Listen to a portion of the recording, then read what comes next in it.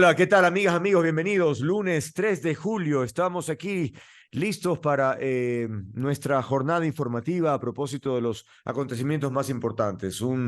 Les deseamos a todos ustedes, por supuesto, una gran semana para que puedan realizar sus proyectos, que es lo más importante, que todos siempre tengamos algo que nos motive, que nos impulse, que nos permita salir con ganas a la calle para sacar, como decíamos aquí, el jugo a la existencia, ¿no? Un poco esa es la idea, salir con fuerza.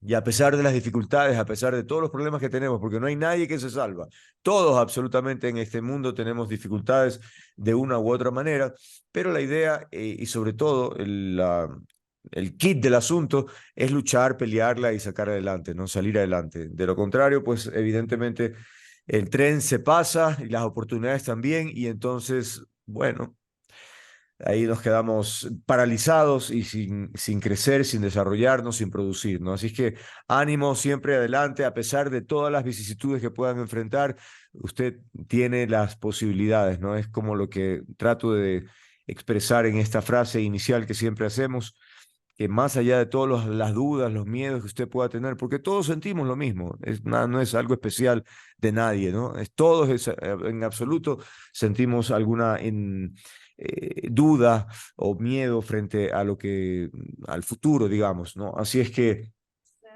ánimo, insisto, y adelante. Bueno, en cuanto a la pregunta del día, básicamente nos hacemos la siguiente reflexión, porque desde el 1 de julio es más caro ahora será ir al cine porque hay que pagar el 12% del IVA.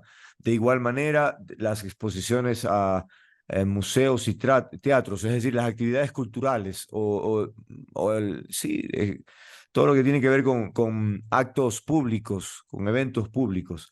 ¿Esta medida lo desmotiva a usted o esta medida, o usted va a continuar siempre yendo a los espectáculos normalmente?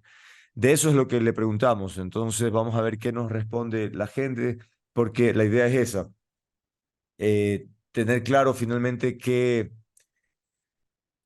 decisión va a tomar. Es decir, esto va a ser un golpe a su economía y por lo tanto va a disminuir sus salidas a estos eventos públicos o no. O usted dice, no, yo voy a seguir. Bueno, los museos, por cierto, sí se mantienen como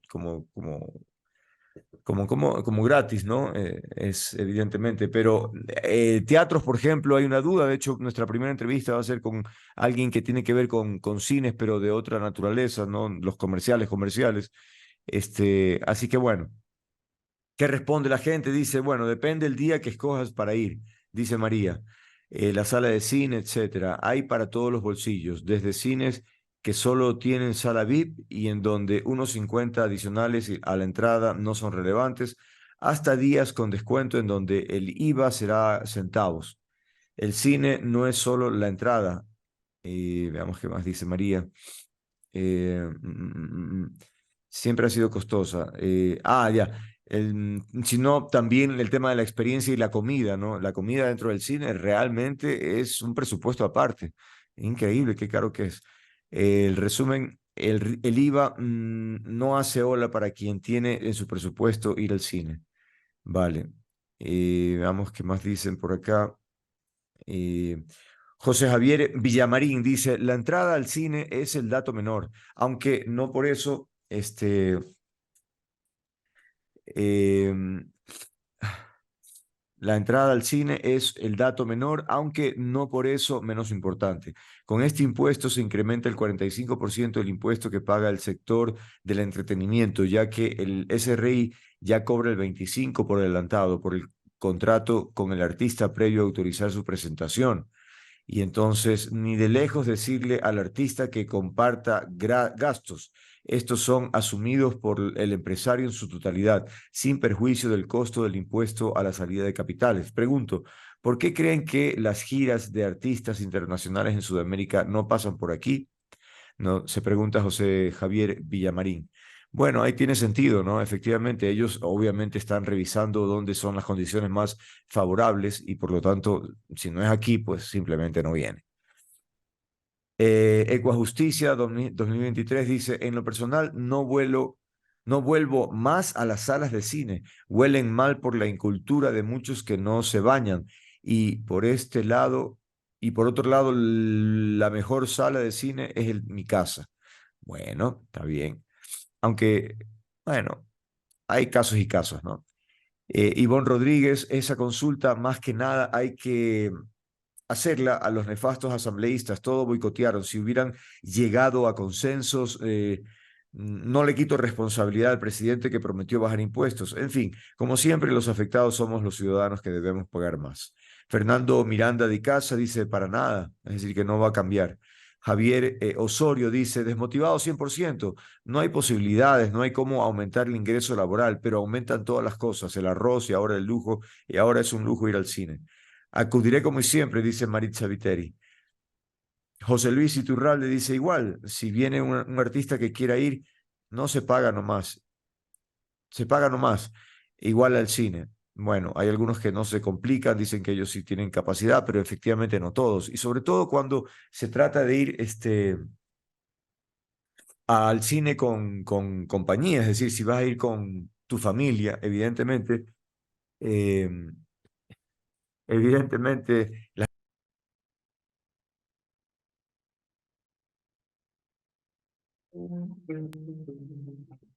entonces, así las cosas, realmente es una situación, veamos en alguna otra red, por favor.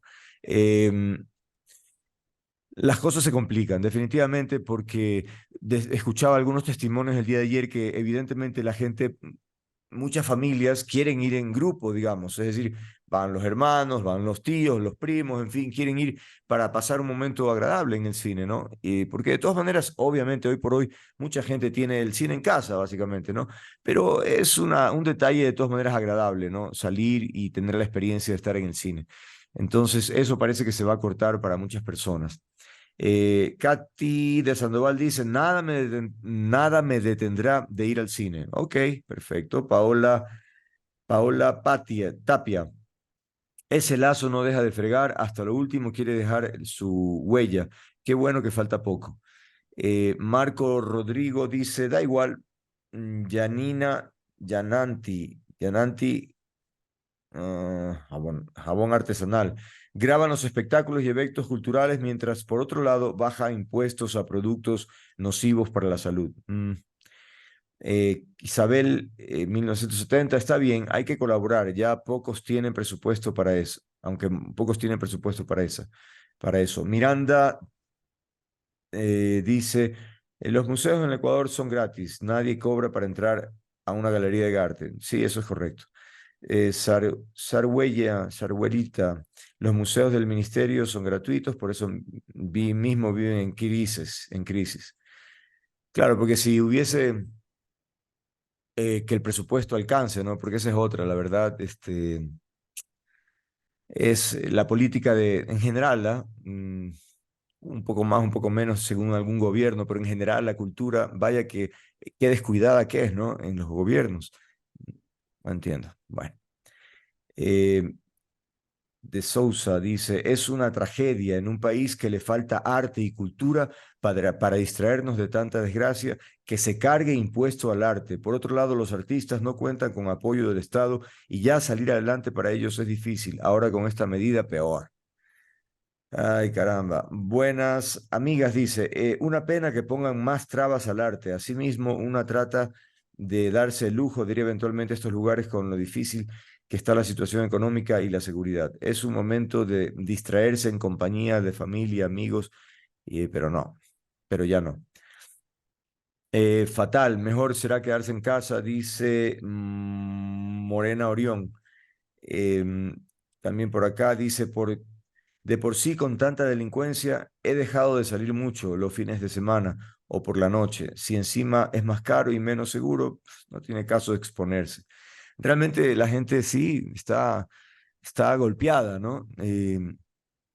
Tal vez si es una persona, evidentemente sí, pueden ser centavos, pero de todas maneras, insisto en cuanto a si uno se va en grupo, ¿no? En amigos por ejemplo, aquí en la sierra empieza un poco las salidas en familiares y, y ya lo decían esos testimonios, en el sentido de que sí les va a golpear, ¿no? Y que No entienden cómo es. Ahora, hay un aspecto medio ambiguo en este tema, porque se dice que algunos cines no deberían pagar esa IVA, y me refiero justamente a nuestra invitada del día de hoy, que ella es quien está al frente del cine de 8:30.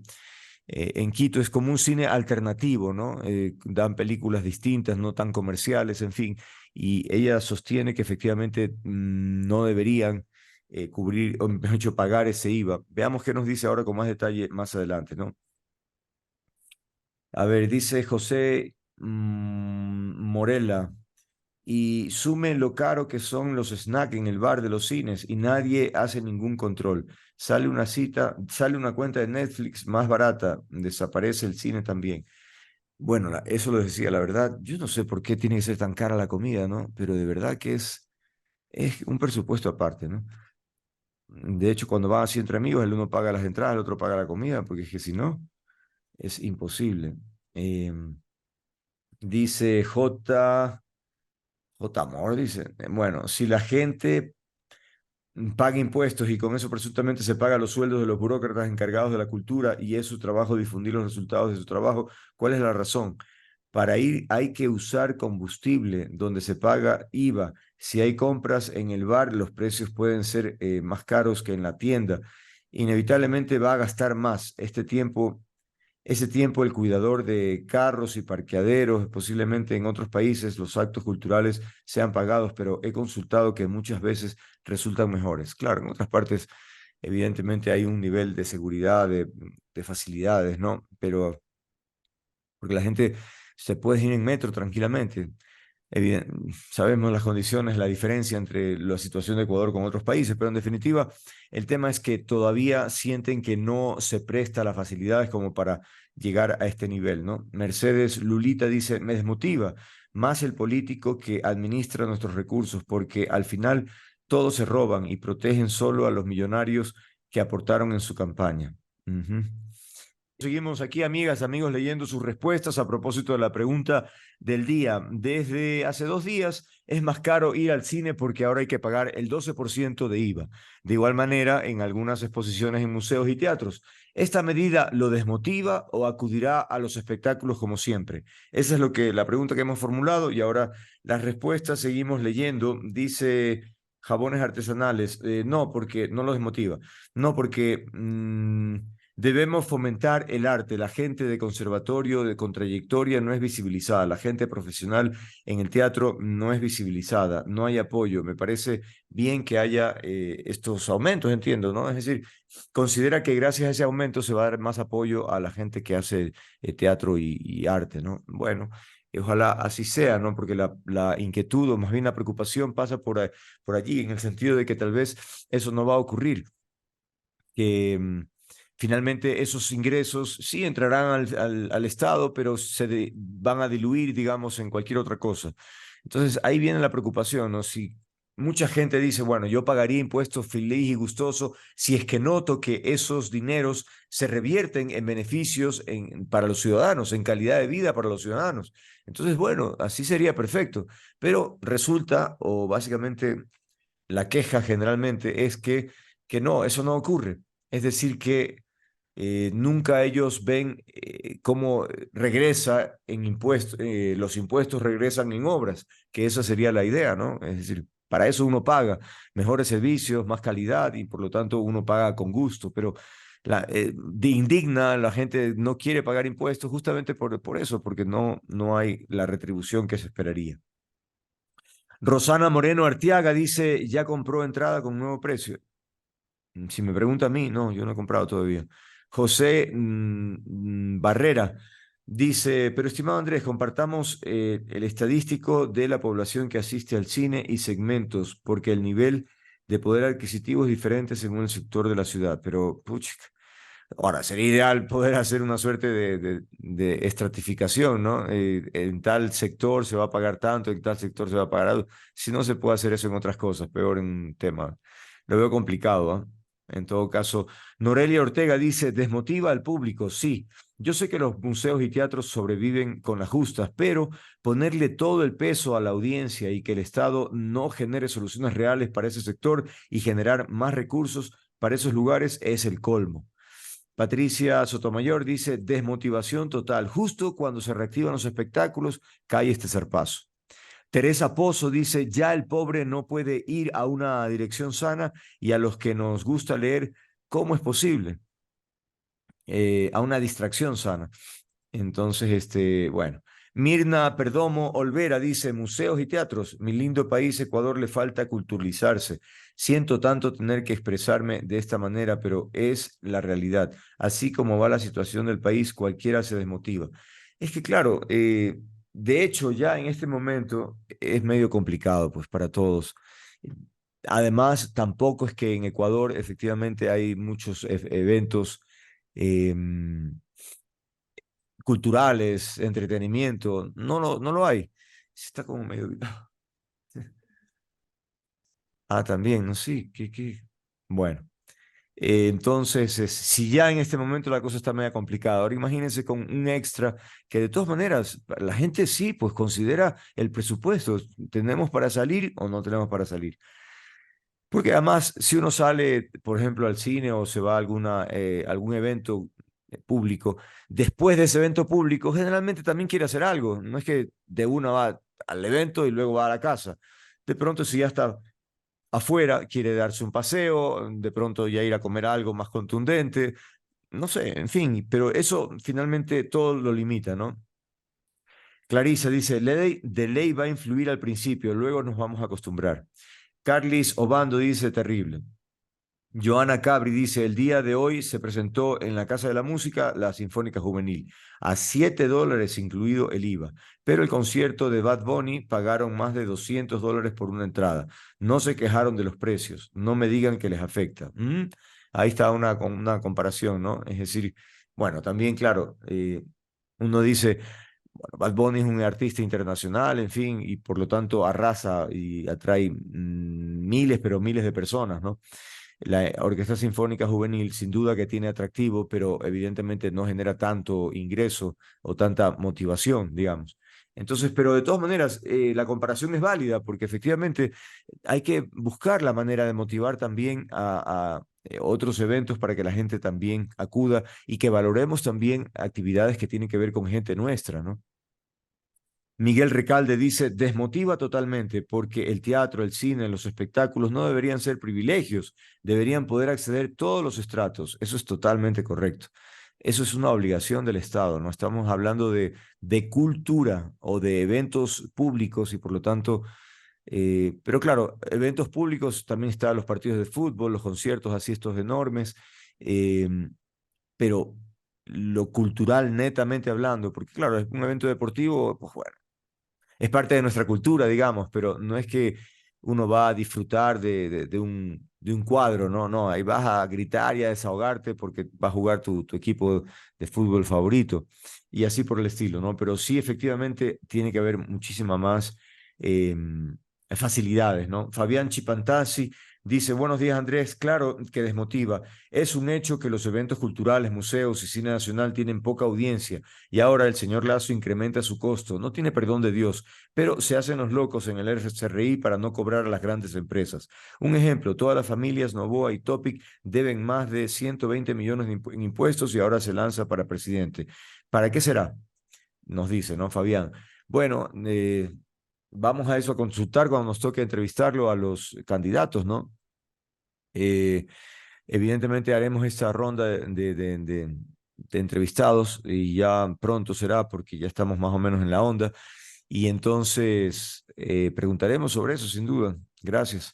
Mónica Gijón dice, socialismo no, desdolarización no. Bueno, Juan José Nasib dice, son las leyes de tu lazo correísta.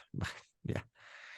Vanessa Freire Flores, a ningún gobierno le interesará que se eduque y se culturice su pueblo para tenerlo sometido e ignorante. Por eso, para votar hay que votar por gente buena, nueva y que busque el progreso del país. Por ahí ya me sonó medio propagandístico el tema, pero bueno, es verdad esto que se menciona en términos generales. Muchos gobiernos procuran eso, ¿no? Hablan de que sí, que hay que mejorar la educación y todo, pero a la hora de la hora no lo hacen. ¿Por qué? Porque dicen que lo que les interesa a los políticos efectivamente mantener el nivel promedio de educación o sin cultura. ¿Por qué? Todavía no he terminado. Porque, o ya, ya son 25 ya. Entonces, porque no les interesa un pueblo inteligente, un pueblo despierto, un pueblo que sepa sus derechos, sino que más bien prefieren que tenerlos en la pobreza para que, bueno, si les dan por allí un regalito, se sientan felices solo con ese regalito, ¿no? Ah, ya que bueno, me trajo un kit de alimentos, digamos. Cuando evidentemente sí se necesitan alimentos, pero mucho más importante, digamos, es que haya una integralidad de asistencia, que pueda tener educación, salud y finalmente la posibilidad de elegir un trabajo que le permita salir adelante, ¿no? En libertad, sin estar esclavizado. Entonces ahí las cosas empiezan a complicarse, ¿no? Esas son básicamente eh, las respuestas de ustedes, amigas, amigos. Hay de todo un poco, pero en general hay el tema de la inconformidad o el golpe que significa de todas maneras una decisión de esta naturaleza, ¿no? Qué lástima porque eh, es un gobierno que está de salida pero bueno, ya esto estaba más o menos previsto que iba a ocurrir, ¿no? Pero la gente lo que se incomoda también es el incumplimiento de la palabra, ¿no? Porque como candidato, Guillermo Lazo se gastó la garganta diciendo que no iba a haber incrementos de impuestos, ¿no? Y ahí tienen ustedes. Bueno, revisemos nuestra agenda para el día de hoy. Vamos a iniciar justamente con este tema.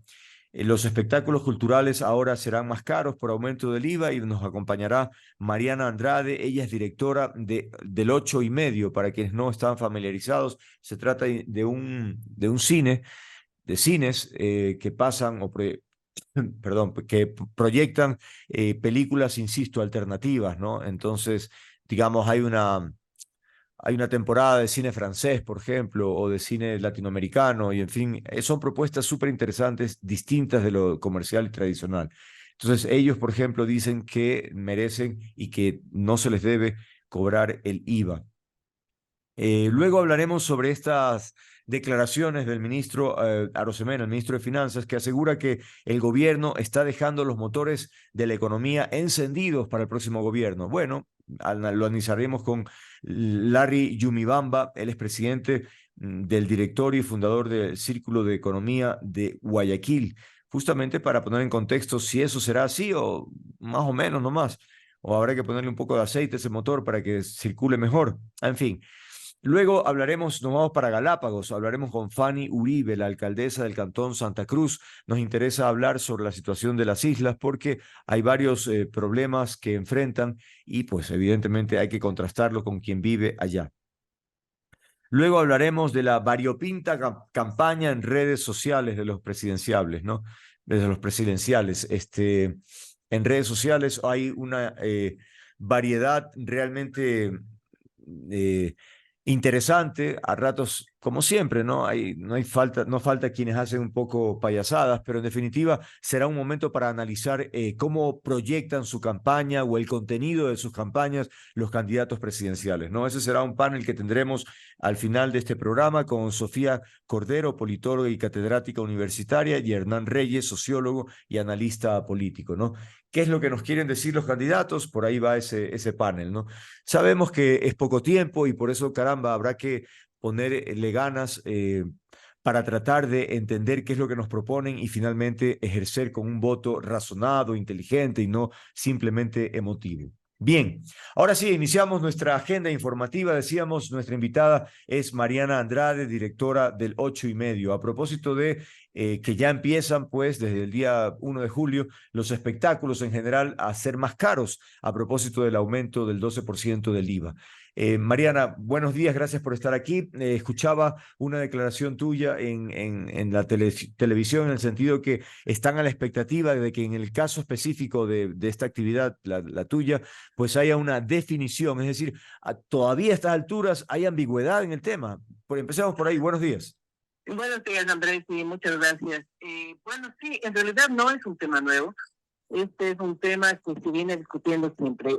¿Hasta dónde va el trabajo cultural? ¿Qué es el trabajo cultural? ¿Cómo se lo define? Versus el entretenimiento.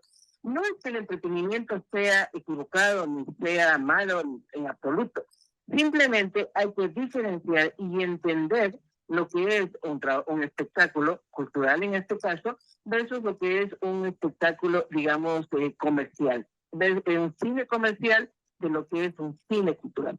Y esas faltas de definiciones no son de ahora, Andrés, es un arrastre que viene, claro. Es un arrastre que viene de años, desde la misma sociedad que no entiende en qué consiste nuestro trabajo, y un Estado, y luego, pues obviamente los gobiernos, no importa cuál haya sido, que dan, digamos, que nos ponen en la misma canasta al karaoke, al fútbol, a un concierto, pues de yo que sé, de Shakira, al trabajo que hacemos los sectores culturales. Entonces no es un problema nuevo, es un problema de siempre, digamos.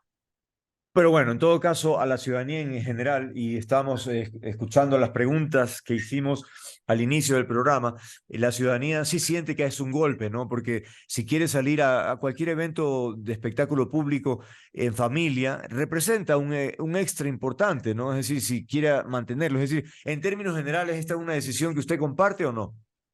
Verá, usted, toda la cuestión tributaria se la ve como un golpe si que no tenemos una claridad como sociedad y una cultura tributaria. Y cuando tú pagas tus impuestos y se convierte eso en programas educativos, de salud, culturales, como sociedades grandes en el mundo, pues no existiría esta sensación que siempre tenemos acá en el Ecuador de que estamos pagando por algo que no merecemos. Y no es tan así. Yo creo que la cultura tributaria hay que entenderla como finalmente una forma de financiamiento del Estado para mejorar las condiciones de la sociedad. En el caso nuestro, como 8 medio, por ejemplo, nosotros estamos exonerados, deberíamos estar exonerados, ya estamos exonerados de eso, de los impuestos, de algunos impuestos han sido luchas de años. Hemos venido logrando, por ejemplo, el trabajo cultural, los servicios culturales que han ido a cero, por ejemplo. Eso no es de ahora, eso es una conquista del sector desde algún tiempo, ¿no? Y eso lo ha dicho mismo el director del SDI, que no debemos, estamos exonerados, perdón. Lamentablemente, y eso es lo que yo veo, es que no existe una voz, digamos, una entidad pública, en este caso el Ministerio de Cultura, que haya salido también a definirlo y aclararlo. Y es así en buena hora, porque, por ejemplo, existe el registro único de actores culturales. Y este registro, por ejemplo, 8 medio es parte de este registro, está reconocido como un espacio cultural por el tipo de modelo de trabajo que tiene, su forma de financiamiento, su modelo de negocio, etcétera. Tiene otros objetivos que no es, claro, digamos, el lucro económico, sino más bien en cultura. El lucro es de otro tipo. Eso también es parte de la pedagogía social que yo llamo y que siempre digo, ¿no? Entonces, esto ha faltado esta claridad, esta especificación. Claro. Es decir, ok, en la ley debería estar, eso yo he pedido que nos comparta, que podamos sentarnos a dialogar y decir, bueno, ¿dónde se especifica lo que es un espectáculo cultural? ¿Cómo se lo diferencia? No queremos tratamiento especial, Andrés, siempre nos dicen que en la cultura lo que tenemos es que tenemos subsidios y que somos dependientes del Estado. No es real. Lo que queremos es una diferenciación de nuestro trabajo.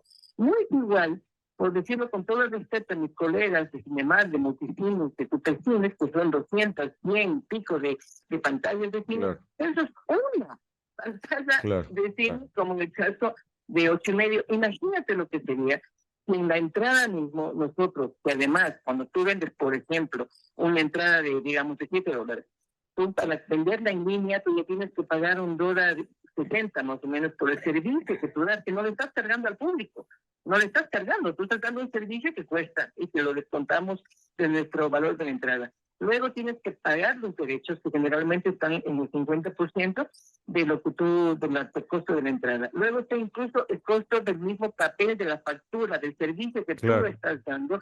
Entonces, en definitiva, los espacios culturales que no somos masivos, que no tienes ese objetivo en definitiva, tienes que buscar otras fuentes de financiamiento más allá de la taquilla. Entonces, eso nosotros lo tenemos muy claro, con 25 años casi de 8 medio que ya vamos a tener, y que hemos logrado combatir permanentemente y sobrevivir a todo este tipo de, digamos, que no son problemas, no debería ser un problema en una sociedad que tú tengas que cobrar un impuesto, porque claro, un espectáculo de Chayanne, un Claro, espectáculo de claro. Shakira, Ujú. que pague, yo estoy de acuerdo, Obvio, ¿me obvio. entiendes? Incluso que la gente, nosotros como sociedad, estamos conscientes de que también este impuesto, esto que tú estás pagando, se traduce en un transporte público eficiente, Sería lo ideal, servicios de claro. salud eficiente. Exacto. Ujú. Entonces, sí es un tema en el cual nos falta muchísimo discutir todavía. Ahora, si hacemos una evaluación, porque estamos ya en los últimos meses de este gobierno, me pregunto,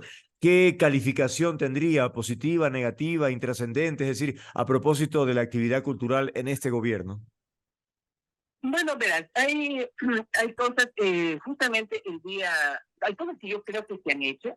Por ejemplo, el día miércoles el presidente Lazo va a firmar los decretos del reglamento de la ley de transformación digital que contiene, por ejemplo, incentivos fundamentales para el desarrollo de nuestros niños. Ya, O sea, también hay que decir las cosas que se han hecho. O sea, y eso no te convierte, nosotros como sectores tenemos obligación de dialogar con los representantes del Estado, más allá de qué gobierno sean. En realidad, generalmente yo siempre tengo esa visión. El problema es que siempre se ha acostumbrado a que la parte cultural sea cooptada por movimientos partidistas y que luego se identifiquen como tal. Y yo creía que la gestión del Ministerio de Cultura ha sido débil, hay que decirlo, pero no es de ahora. No claro, es una siempre. debilidad que podemos decirla que ahora es un ministerio desfinanciado totalmente, Claro. con un presupuesto de 18 millones de dólares que ha venido disminuyendo desde el año que se creó el Ministerio de Cultura, con un ministro por año. ¿Cómo puedes tener una política cultural de continuidad Claro. que cada vez te hacen regresar para refundarte nuevamente? Entonces, creo que es obviamente un ministerio que para mí es invisible también, hay que decirlo. No puedo no hacer, pero sin embargo, estoy convencida que lo que se va a hacer, por ejemplo, lo que hemos trabajado, en este caso los productores de cine, pues está muy bien, porque es una ley que consiguió 129 votos, hay un capítulo dedicado al audiovisual. Luego, ahora mismo, vamos a recuperar nuestro Instituto de Cine, que te digo, de miércoles sucede esto, y esto yo lo debo reconocer. Y eso sí, es bueno, el presidente ha tomado esta decisión al final de su periodo. Bueno, qué bueno que llegue Claro. a tiempo que el Instituto de Cine regrese a ser el representante del Estado para el sector, en este caso el cine y el audiovisual. Estos temas más complejos hablan. Claro, pero en todo caso, y enhorabuena por lo que tú mencionas, efectivamente ese estímulo para lo que significa producción de cine, pero hemos comentado en algunas otras ocasiones la calamitosa situación, por ejemplo, de un conservatorio en Guayaquil, conservatorio de música, que no tiene un edificio, es algo impresentable, ¿no? Porque además se arrastra, es un tema que, como tú decías, es que no importa la cultura, ¿no? Es una cosa absolutamente secundaria. Exactamente, eso te digo, entonces no se puede decir esto. El problema es el mismo ministerio como tal. El problema es la misma organización y organigrama que tiene. No tiene presupuesto, no tiene liderazgo, no tiene influencia política y no es de ahora. Claro. Insisto, no es de ahora. Uh-huh. Incluso los logros que se mencionan ahora, como la deducción del 150% de tu impuesto a la renta para eventos, para proyectos culturales, esto no es un logro de ahora. Esto es un logro, hay que decirlo, del sector desde hace años, y que, por ejemplo, Lenín Moreno, en la época que fue Juan Fernando Velasco, ministro de Cultura, se firmó el decreto de que se suceda, por ejemplo. Hay muchos temas que para mí son conquistas del sector, como la ley orgánica de cultura, que está ahí, en una gaveta que nadie le hace caso. Hasta el mismo Raúl Pérez Torres llegó a decir, el ministro de Cultura, que no le importaba esa ley porque no le gusta, y que nunca la ejecutó porque es una ley que no le gusta. Entonces es un estado calamitoso. Por eso yo creo en la gestión independiente, por eso yo sí creo que los sectores independientes culturales hemos sobrevivido y hemos seguido en el tiempo insistiendo en nuestro trabajo, peleándola, como se dice, sin depender del Estado y logrando tener, ojalá, por ejemplo, en este caso de este medio, la sensibilidad de empresas privadas que nos han apoyado a nuestro sostenimiento. Y una universidad como la UTLA, por ejemplo, que debo decirlo, que hace del norte medio una escuela también, aparte de su escuela de cine y de comunicación y de varios facultades, por ejemplo, que ocupan nuestro espacio y utilizan el cine como herramienta de educación. Entonces, sí, es calamitoso. Lo que tú dices es triste y claro, ahora este gobierno y en este tiempo sí es un ministerio absolutamente debilitado. Sin ninguna representatividad pública. A eso, yo digo, ha fomentado el desarrollo de expresiones culturales del territorio, que está bien. Claro, claro. Eso no está mal, o sea, tú tienes que atender a los sectores menos favorecidos. El uso de las industrias culturales como tales nos quedó absolutamente en el papel y muy lejos. Y eso sí, hay una, digamos, responsabilidad en este caso de la institución como tal. Pero insisto, no es el problema de personas, que de la misma institución como tal, que ya viene de muchos años atrás. Y a pesar de todos estos inconvenientes, Mariana, yo creería que en términos generales hay mucha predisposición para la cultura, en términos de chicos jóvenes que están haciendo dentro de todo esfuerzos increíbles para hacer trabajos audiovisuales o sí de arte, ¿no? Es decir, creería que hay mucho interés. Fíjate lo que pasó en la pandemia. La Uf, pandemia no es nuevo. El consumo cultural de claro, productos culturales, digo productos porque son productos, son obras que la sociedad consume. claro, La gente pensaba en la sociedad en el Ecuador, pedía que los arquitectos, era gratis. O sea, acuérdate la polémica que se armó en la época de Juan Fernando Velasco, cuando él permitió que los mariachis, me acuerdo claramente, en el mes de mayo del 2020, salieran a trabajar. Porque él claro. decía, bueno, hay que trabajar. Y la misma sociedad decía, no, ¿cómo es posible? Tienen que hacerlo gratis, tienen que sumarse a la casa. ¿Acaso no son familia? ¿Acaso no son padres de familia? Claro. Entonces, en lo que tú dices, hay el arte, la cultura, siempre serán parte fundamental de una sociedad. Y el trabajo cultural, que no es ni siquiera entendido por la sociedad que vivimos. Por esos artistas, por políticos como tú, que nos llaman, que quieren oír nuestra voz, que quieren oír nuestra opinión. Gracias por eso. Pero es difícil. Esta sociedad, que a veces digo, tiene fobia con los artistas, que denigra nuestro trabajo cada vez que puede. Claro. Cada vez que puede, el artista nomás no importa, el artista come de lo que quiera. Entonces, es complejo el tema, es complejo el panorama. A pesar de eso, incluso el trabajo cultural se ha incrementado, porque sí, somos artistas, gestores culturales que vivimos por nuestra propia voluntad de hacerlo sin todo el tiempo demandando política pública y más bien demandando nuestra propia actitud de sobrevivencia para seguir haciendo. Finalmente un comentario de reflexión, porque veía hace algún tiempo Pancho Terán preguntaba a los candidatos presidenciales qué podían hacer para la cultura y Jan Topic le dijo, bueno, pues si yo te contesto, hagamos un evento, súper evento de música, yo pongo la tarima, decía Topic, y ustedes trabajan, pero trabajan gratis, ¿no? O sea, ahí se nota claramente que no tiene una identidad, no tiene claridad sobre cómo hacer una política cultural real, ¿no? Como que si el esfuerzo de los talentos cantando en una tarima, pues no representara un valor, lo que significa la preparación, todo lo que hay detrás de eso, ¿no? Yo, cuando escuché ese comentario, yo sí me reaccioné con mucha ira, porque lo único que hacen los candidatos es llenar con algún asesor a sueldo en la parte correspondiente cultural. No les interesa. Claro. No les interesa una sociedad que no lee, una sociedad, ¿para qué le va a interesar un plan de cultura y un plan de lectura? ¿Me entiendes? Una sociedad que prefiere el fútbol y que no entiende la diferencia con el trabajo cultural.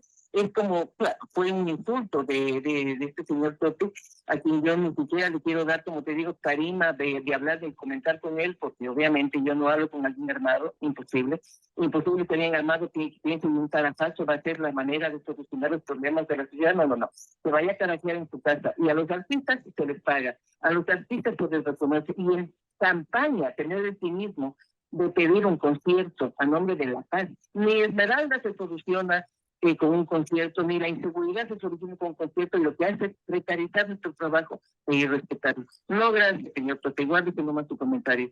Que ninguno de un artista consciente que valora su trabajo estará finalmente con usted. Tal vez que algunos lo harán por necesidad o porque piensan que la promoción, bueno, allá de ellos, nosotros muchísimos no lo harán. Bien, ha sido todo por ahora. Muchas gracias a Mariana Andrade, directora de El Ocho y Medio, este cine alternativo tan representativo e importante en Quito y en Ecuador, porque hay evidentemente muchas reacciones a propósito de la propuesta que hace, ¿no? Cine especializado, de europeo, en fin, latinoamericano, que siempre resulta interesante. Así que bueno, Mariana, gracias por haber estado aquí. Estaremos dándole seguimiento sobre este tema. Muchas gracias a ti. Ya, chao, chao.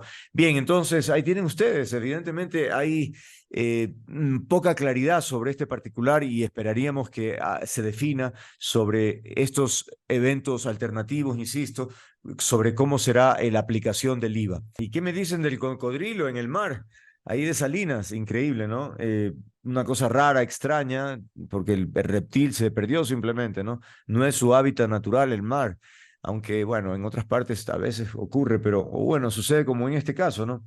Lo cierto es que gracias al avistamiento, digamos, del reptil, pero es que, claro, en Salinas hay tanta gente, descubrieron el tema y finalmente lograron que vayan a hacer los pescadores ayuden en el sector, por cierto, fue visto en el sector de San Lorenzo.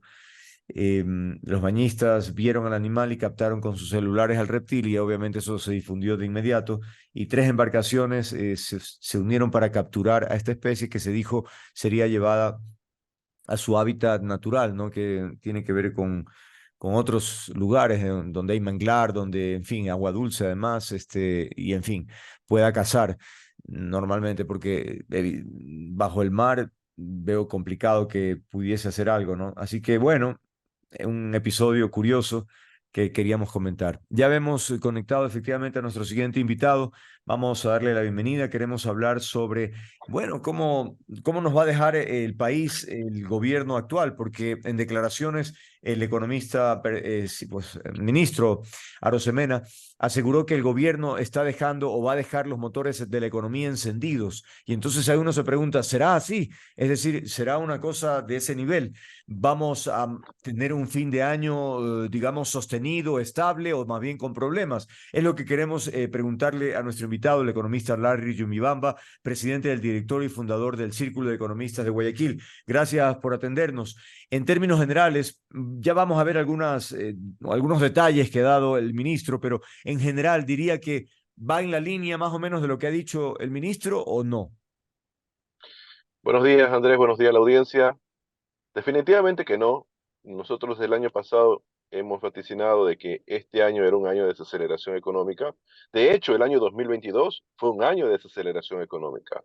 Cerramos, por ejemplo, el año 2022 con un crecimiento del 2,9%, cuando el año 2021 se creció 4,2%. Entonces, la tendencia siempre ha sido hacia la baja. Y de hecho, con los datos del primer trimestre de 2023, la cosa se pone peor, porque nosotros ya hicimos una actualización de la tasa de crecimiento.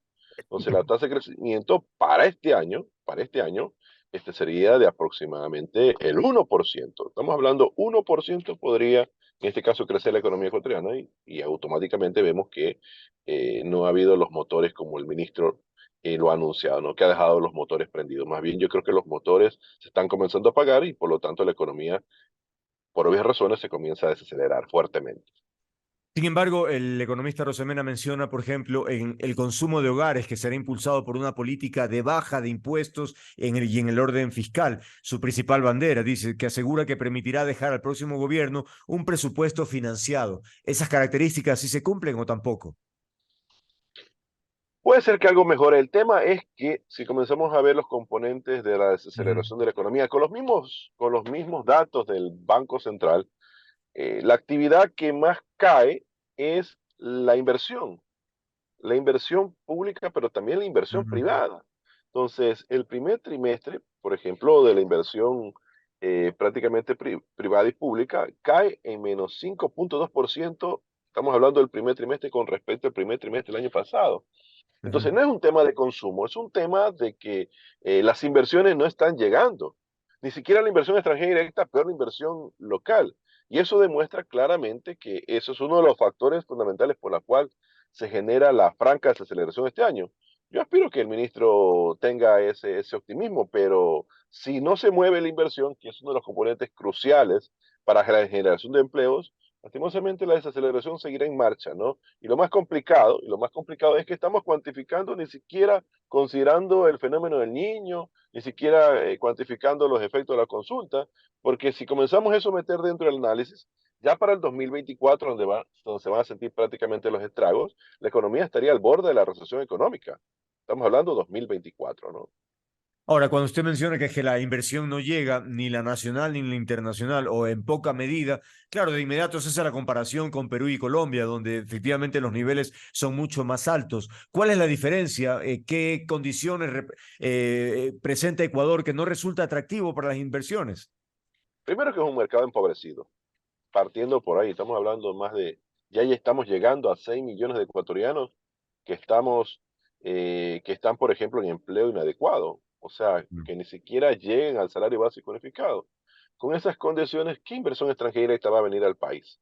Segundo punto, de alguna otra forma creemos que la cualificación del talento humano tampoco ha sido desarrollada con mayor vertiginosidad, con mayor velocidad. ¿Y qué inversión extranjera va a venir al país en esas condiciones? Tercero, el tema de la inseguridad jurídica, el cambio de normas. Eso ha sido la cotidianidad de la economía ecuatoriana durante varios años, varias décadas. ¿Qué Ujú. inversión extranjera van a venir así? Entonces, yo creo que el país merece un poco de estabilidad en lo jurídico, también una estabilidad en lo que tiene que ver en lo político. Estamos prácticamente viendo las consecuencias de la muerte cruzada y automáticamente el país prácticamente está semi paralizado. Entonces, esperemos que esas condiciones mejoren, ojalá mejoren a partir del próximo gobierno, pero la situación se pone un poco complicada en materia de inversión, no solamente en temas extranjeros, sino también a nivel nacional, ¿no? Ahora, revisemos algunas cifras que ha dado el señor Arosemena, porque menciona que en el 2019 la economía no creció.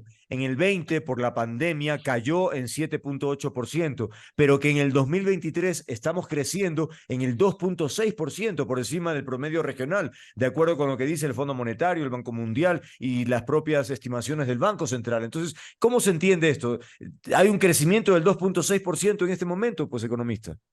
No, esas son las proyecciones del ministro Semena, en la cual parece que no ha hecho la actualización con los datos del primer trimestre de 2016.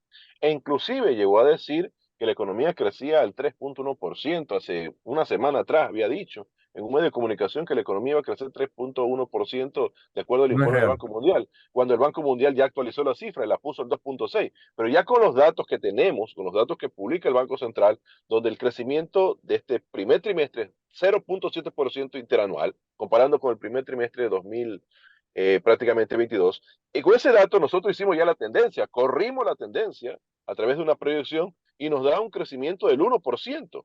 Entonces el Mm. ministro ha dado una información prácticamente desactualizada y eso sin contar los estragos del fenómeno del niño y sin contar con los temas de la consulta popular. Entonces con los mismos datos del Banco Central, ojalá que el Banco Central actualice las cifras y no solamente lo decimos nosotros, ya hay algunas voces de varios economistas de diferentes foros que también proyectan crecimientos del 1% y otros son más pesimistas, lo ponen -1%. Entonces la Caramba. situación es un poco compleja. Entonces, lo que ha anunciado el ministro Arosemena son cifras desactualizadas y este tema no es que hay que compararlo con el 2019, viene arrastrándose del año 2015. Desde 2015 la economía prácticamente no supera en promedio la tasa de crecimiento del 1%. Entonces, nosotros ya estamos viendo de que se está constituyendo un decenio perdido, 2015 hasta 2024. Y el panorama no se muestra, como usted menciona, positivo, ¿no? Porque estamos hablando de que las ventas petroleras han decaído a propósito, y si la consulta popular, digamos que dice que aprueba que se quede bajo tierra el petróleo, se complican más las cosas. Las exportaciones también van a un ritmo menor, digamos, no hay ventas de activos y se anuncia lo que ya mencionamos también, el fenómeno del niño. Es decir, el panorama se muestra adverso para reactivación de la dinámica económica, ¿no? 12 de 18 sectores económicos se han desacelerado en lo que va del primer trimestre 2023. Entonces, eso ya es una muestra de cómo está la situación del empleo en el país, ¿no? La situación me refiero del empleo formal, que ni siquiera llegamos a los niveles de prepandemia. Entonces, nosotros, ¿por qué mencionábamos que estaríamos al borde de la recesión para el año 2024? Es porque, de acuerdo a cálculos de daños y pérdidas con lo que puede arrojar el fenómeno del Niño, en su mayor intensidad, como lo han vaticinado los expertos, podrían generar un daños y pérdidas por aproximadamente 3.500 millones de dólares. Estamos hablando de 3% del PIB, más o menos comparable a lo que dejó el terremoto del 2016. Entonces, con esa cifra, automáticamente lesiona las tasas de crecimiento, lesiona que mejore la recaudación tributaria para el 2024. Y entonces, ¿qué es lo que va a pasar? Que para el 2024, ya no es ni siquiera este año, porque el déficit fiscal para este año es de aproximadamente 5%, se puede incrementar a 7 mil millones de dólares. Estamos hablando para el próximo año, en donde se necesitaría en financiamiento cifras que oscilarían entre 11.000 a 12.000 millones de dólares, que nos obliga otra vez a golpear las puertas a los multilaterales, y me refiero específicamente al Fondo Monetario Internacional. O sea que el panorama se complica, es decir, no tenemos alternativa para cubrir o financiar el déficit que se viene el próximo año, tendremos que acudir a créditos internacionales. Definitivamente sí, tanto así que el ministro lo ha dicho, que apenas han cubrido en financiamiento, estamos hablando del 50% en lo que va del año, el otro 50% dice que va a buscar el financiamiento, estamos hablando de este año, Ajá. recién con las visitas que van a hacer a los multilaterales, ni siquiera está seguro el financiamiento para lo que tiene que ver con el déficit fiscal de este año. Por eso es que la ejecución presupuestaria en materia de obra pública ha sido aproximadamente de un 25%, 30%, datos abril del 2023. Es porque no se consigue el financiamiento para poder desarrollar el presupuesto como lo habían pronosticado a inicio de año. Entonces, Claro. eso, en la medida que él consigue los recursos de financiamiento, el ministro va de alguna otra forma comportándose la actividad económica del país. Si no los consiguen, ese 1% puede caer a menos 0.5%. Eso dependerá mucho de cómo se consiga el financiamiento para lo que es el presupuesto de este año. No se Y diga un lo que va a pasar el índice próximo que año. califica más o menos la situación del país tiene que ver con el riesgo, el índice del riesgo país, ¿no? Que es algo que está fuera de nuestro control, que más bien son las instituciones internacionales las que nos dan ese número que es súper alto para nuestro país, ¿no? El asunto es por eso que nosotros tenemos que recurrir a los multilaterales, porque con el riesgo país que tenemos de casi 1.800 puntos, tenemos bloqueado el acceso internacional al crédito a través de la emisión de bonos. Entonces, eso también es una señal de cómo nos ven los inversores, de que el Ecuador, si es que no consigue el financiamiento primero de este año y después del próximo año, que es más difícil, podría estar también con problemas de pago de deuda. Por eso es que el riesgo país se dispara. Obviamente tiene que ver también con el asunto de la situación económica del Ecuador, con el asunto de la muerte cruzada y ahora con los eventos que se vienen, ¿no? Por eso que hay que estar muy pendiente, por eso que se hace la exhortación al gobierno nacional, también a los gobiernos autónomos descentralizados que tomen medidas de mitigación, que lo que va a pasar con el fenómeno del niño, porque la situación se viene muy complicada para el país el próximo año. En cuanto a obra pública, podemos decir que hay una inversión interesante, que ha habido una reactivación de la construcción. Sabemos que la construcción genera muchas otras plazas de trabajo. ¿Cómo nos ha ido en estos últimos tiempos? La construcción prácticamente está en terapia intensiva. Si queremos ver un nivel de crecimiento de este sector, y Ujú. lo comparo del año 2019, que son las cifras que lo publicó recién el Banco Central, el crecimiento ha sido nulo, de nulo para abajo, pero de nulo a negativo. Caramba. Entonces, la situación es crítica en la cuestión del sector de la construcción. Lastimosamente, esa es la realidad. No se diga, por ejemplo, el sector de la industria también, que comienza a desacelerarse fuertemente desde el primer trimestre de 2021 y no hay quien detenga esa caída.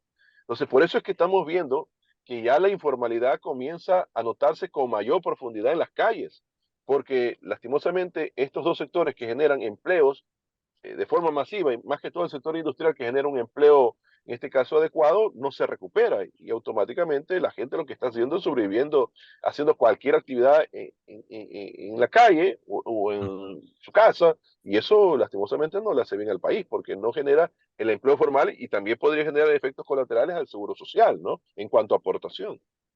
El gobierno, a su juicio, ha equivocado la estrategia de la política, es decir, eventualmente, o hagamos un ejercicio de imaginación, si usted tuviera en el cargo del ministro Arosemena, ¿qué decisiones habría tomado para que la situación no sea como la que vivimos? A ver, estas decisiones tenían que haberse tomado de inicio del gobierno, tanto con el efecto de vacunación, tenía que haberse revisado el tema de las tasas de interés, tenía que haberse revisado el tema impositivo, Lo último que, bueno, la Corte Constitucional le dio el criterio de admisibilidad con respecto al decreto de ley vinculado a la reforma tributaria es muy tardía, va a tener ciertos efectos de mejoramiento del consumo a lo largo de estos meses, pero esto tenía que haberse desarrollado al inicio del gobierno, darle ese impulso que Mm, requería la actividad económica. Por ejemplo, también el tema de los créditos, que nos pareció un buen programa, ¿no? Había que hacer ciertas reformas con el asunto de entregar créditos hasta $5,000 a 30 años plazos ajá. con una tasa de interés del 1%, pero apenas han entregado un 10% del monto de lo ofrecido. De los 1.000 millones apenas han entregado 100 millones. Así no se puede reactivar la economía. Lastimosamente, esa es la realidad. También han ajustado demasiado en lo que tiene que ver con el asunto de la inversión pública, tanto así que lo presupuestado es ínfimo, lo ejecutado peor. Entonces, yo no veo ninguna cuestión de querer cambiar en lo que va de las pocas semanas que le queda al gobierno. Entonces ya el próximo gobierno tendrá que de alguna otra forma prender ahora sí el motor de la inversión pública, pero sin descuidar de que es importante para la transformación del Ecuador el motor privado, pues, ¿no? Y el poder adquisitivo del ciudadano común, se vienen ya las épocas de muchas compras, ¿no? Navidad, en fin. ¿Cómo ve ese panorama? ¿La gente tendrá que estar restringida o capaz que para entonces estaremos mejor? De hecho, ya hay una especie de disminución del consumo en lo que va del 2023 con respecto a las cifras mostradas, en este caso por el Banco Central del primer trimestre de 2023, valga la redundancia.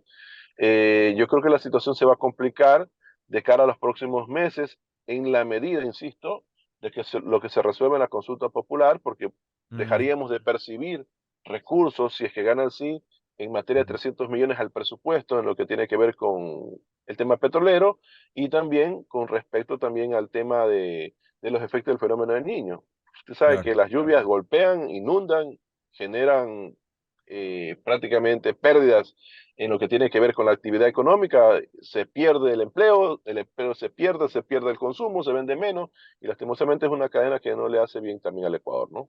Un detalle que se me pasaba sobre la relación de Ecuador con los organismos internacionales de crédito, se dice que Ecuador tiene una buena imagen de buen pagador, que hasta ahora ha sido cumplido, serio, y que eso nos puede abrir puertas si acaso requerimos. De hecho, se menciona que el banco o que la Agencia Francesa de Desarrollo nos va a dar 100 millones en este año. Es decir, que tenemos buena imagen en ese sentido. ¿Cómo entender si tenemos un riesgo país alto?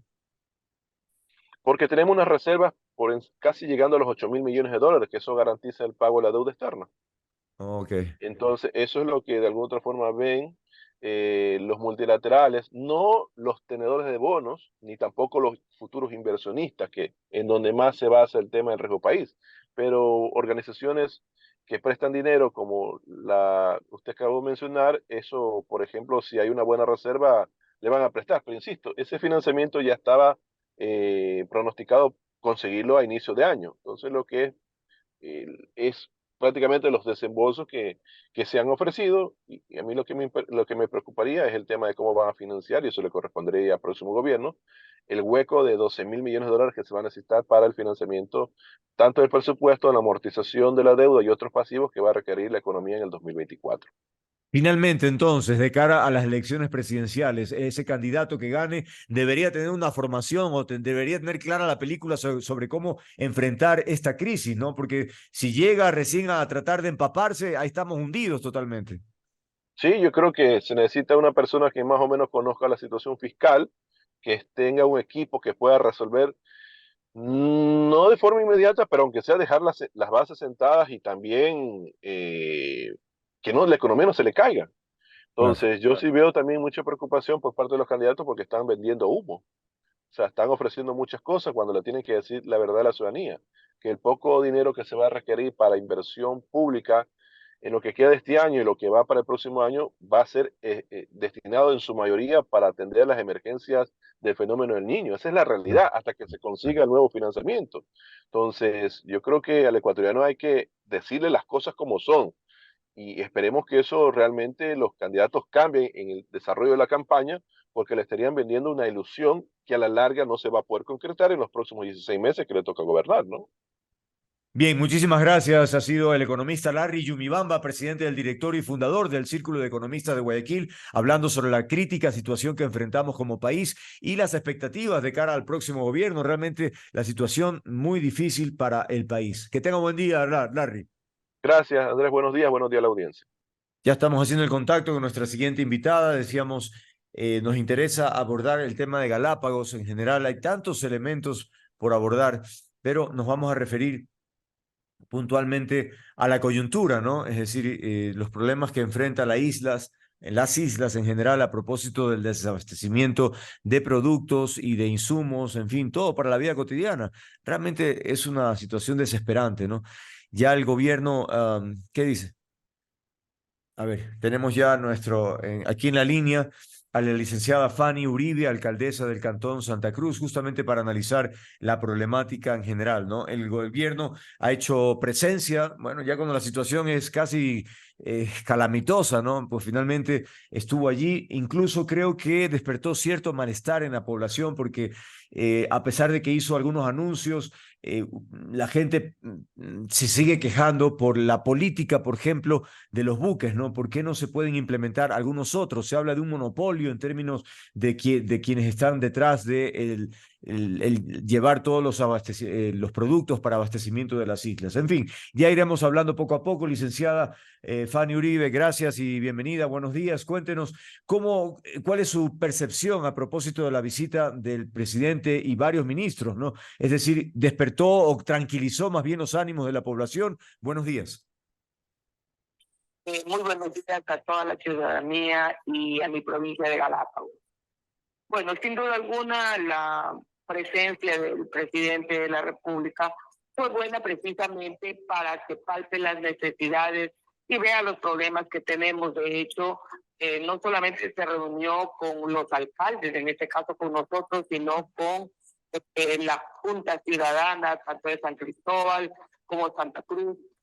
Tuvieron ministros también de Estado y pudimos expresar el malestar que tenemos por el tema del desabastecimiento, de la carga y también de los productos, por supuesto, de primera necesidad y en el tema que es sumamente grave por el cual nosotros hemos venido manifestándonos a través de los distintos medios de comunicación, que es en el caso del desabastecimiento de gas. Bueno, efectivamente, ahí anunció que hay 6 vuelos diarios logísticos que traería en este caso el tema de las legumbres y también otro tipo de productos. Y también el Hualcopo y el Calicutima, que obviamente esos 2 barcos ya han venido, en este caso, abasteciéndonos de gas, pero que no era suficiente. Claro. Y bueno, y también manifestó que entraría el reemplazo del barco de trasnave, que es el Isla de la Plata. De hecho, el barco Cygnus acaba ya de llenarse, por ejemplo, ya no hay cupos y sin embargo se han quedado carga de los comerciantes. Y bueno, en ese sentido nosotros le manifestamos al presidente que no era suficiente, que solamente estaríamos tranquilos del momento que tenga los 3 barcos, es decir, un barco adicional que estamos solicitando que se apresure en este caso, que se agiliten los trámites en la Subsecretaría de Puertos, que eso lo venimos pidiendo hace 1 año, y hace 3 meses hay 6 oferentes que han presentado, pero que todavía eso va a paso lento. Sin embargo, eso fue lo que nosotros manifestamos y lo que el presidente de la República en este caso se ha comprometido. Sin embargo, no nos equivocamos. Mire que se ha quedado cualquier cantidad de carga. Nosotros necesitamos, eso es en Guayaquil, ¿no? Nosotros necesitamos 9,000 toneladas cada 15, cada 20 días, y solamente con esto abastecería 6,500 toneladas. Nos falta todavía por completar. Ya está completo el cupo del Cygnus, del barco de Isla de la Plata, y sin embargo vemos grandes filas de carros, la gente desesperada por embarcar, no han podido embarcar muchos, unos 3 meses, 2 meses, los negocios pequeños están quebrando, nosotros desabastecidos acá, sin embargo, a pesar de que viene el Gualcopo, de que viene el Calicutima, trae incluso parte del gas, también trae el barco Fusion, que es el que nos está en este momento transportando la carga, que tiene 3.500 toneladas, y entiendo que también va a traer el Signo. Sin embargo, nosotros seguimos desabastecidos, hay gente desesperada, apenas vienen los barcos, claro, haciendo cola. Bien. La semana anterior. De acuerdo, ahora, claro, ahora, bueno, estas son soluciones evidentemente para salir del momento, caramba, para salir del momento complicado que se vive, ¿no? Pero lo de fondo pasa por qué. Es decir, debería haber una suerte de posibilidades de apertura para que otros buques hagan esta actividad. Explíquenos cómo funciona eso, ¿por qué solo hay 2 o máximo 3? ¿Hay un monopolio allí? A ver, efectivamente, como yo le dije hace un momento, nosotros hace un año veníamos reclamando que den paso para que venga otra embarcación. Esto, los trámites y todo están en la Subsecretaría de Puertos, y obviamente el Consejo de Gobierno también tiene que ver, porque tiene que darles un informe a la Subsecretaría de Puertos, y la Subsecretaría de Puertos es la que te dice, a ver, esta es la ruta señalada, te da el permiso para que pueda salir. Entonces tienen que ver los dos, ¿no? Lamentablemente, por negligencia de estas autoridades, no se han dado paso. Y eso es lo que nosotros también necesitamos. Solamente tendremos una solución el momento que nosotros tengamos los 3 barcos. 3 barcos. Es decir, si hoy hay 2 y sigue habiendo el desabastecimiento, la carga se sigue quedando, necesitamos un barco adicional. Vuelvo y repito, lamentablemente, por la negligencia de la Subsecretaría de Puertos, hasta el momento no ha podido solucionarse.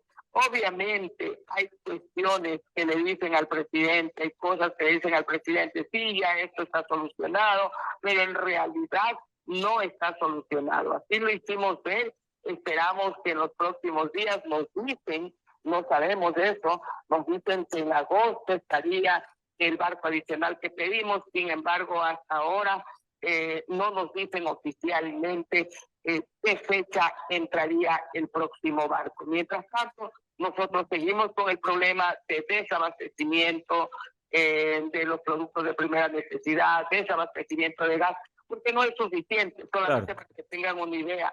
En el caso del gas, solo Santa Cruz necesita 6.000 bombonas de gas de uso doméstico y 2.000 industriales, independientemente de las otras islas de sus necesidades. Entonces, no es suficiente, porque parte de este gas también lo están trayendo los barcos, en este caso que transportan cargas, que es el Pulso y que es el Signo, que acaba de incorporarse en vez de la Isla de la Plata, y pudiendo en esos espacios traer la carga represada que tenemos desde hace varios meses, que han venido quedándose la carga y que no ha podido ser embarcada. Ahora bien, por otro lado, el gobierno también mencionó en términos de reactivación económica que Ban Ecuador ha entregado al menos 6 millones en créditos y aseguró que el Ministerio de Finanzas ha pagado a los GATS 27 millones. Es una cifra importante. Si eso es así, ¿en dónde se invierte? ¿Dónde se va ese dinero, alcaldesa? A ver, yo no sé para dónde se fue ese dinero, porque lo cierto es... pero sí llegó entonces. Con los mismos problemas y las mismas necesidades. ¿Pero llegó el dinero o no llegó el dinero, alcaldesa? Bueno, nosotros, desde que nosotros hemos asumido 1 mes y medio, no, absolutamente nada. No sé si en las anteriores administraciones, por supuesto que hay fondos que han hecho llegar, en el caso de Santa Cruz, para el proyecto de agua y alcantarillado, pero que sin embargo no funciona, y que ha habido ciertas irregularidades en el proyecto de agua potable y alcantarillado, y hoy nos toca a nosotros de un fondo que fue no reembolsable hoy se convierte en reembolsable y nos toca a nosotros, a esta administración, devolver 8 millones de dólares, plata que no hay, municipio que ha quedado endeudado. Esto le hice saber al señor presidente de la República.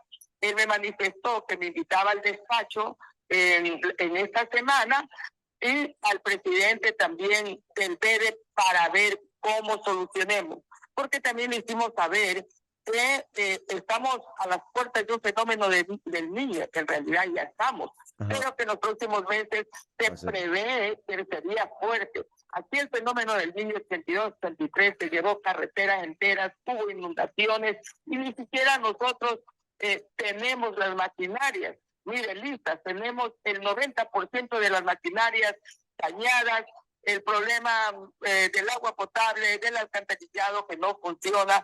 Entonces, esa es la realidad que vivimos. Nosotros aspiramos que el problema, en este caso, de los 8 millones que tenemos que devolver, se solucione.